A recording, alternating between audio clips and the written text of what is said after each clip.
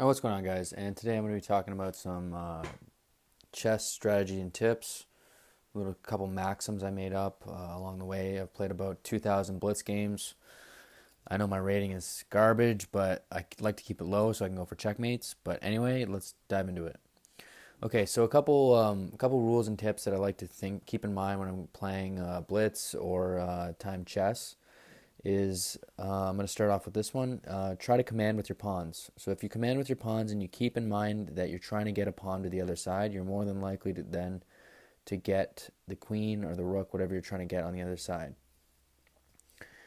Uh, so keeping that in mind with commanding with your pawns, another thing you want to do is use your back pieces, your back row to exchange.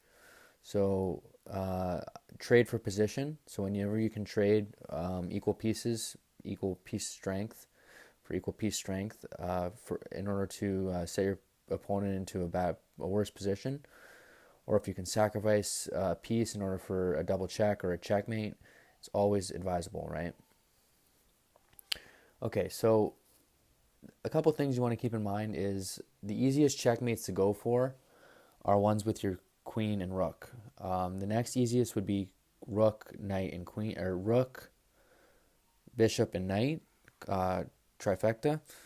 That would be the next easiest, and then the hardest would be two bishops and a knight, or two knights and a bishop. So actually, two knights and a bishop isn't too hard, but it is a little bit harder to checkmate with that. So a couple other maxims that I'm just going off the top of my head here, just trying to remember what I've learned over the years. Um, Let me think here.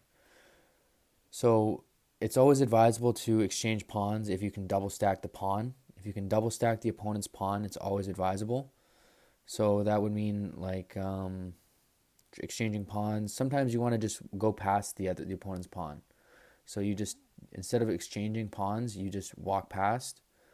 That's to further your pawn's position to the other side, and you're more than likely to get it to the other side if you do this. It's a good trade up, good tool tip for beginners.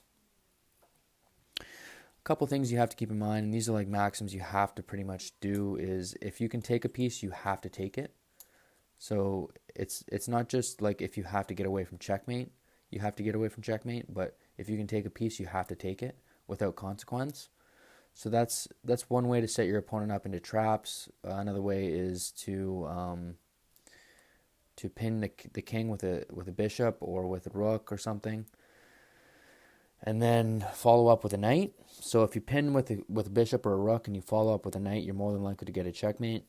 That's because you can. This often results from a double check. So if you get a double check, you're more than likely to get a checkmate or corner your opponent at the end of the game. These are just tools and tips that I use for time chess. But if you're going at a slower pace chess, like if you're playing in real life and you don't have a timer, again, you want to think over your moves a lot more thoroughly and take your time.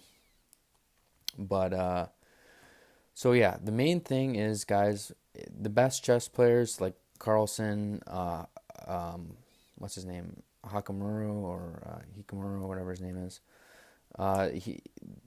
The reason why they're so good is because they maintain the initiative. They always keep the opponent on defense.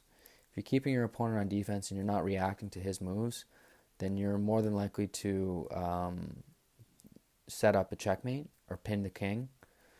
So those are just some tips and maxims. If you picked up any of those, try and practice them, and I'll be bringing some more in part 2. Thanks for listening, guys, and have a nice day. Peace.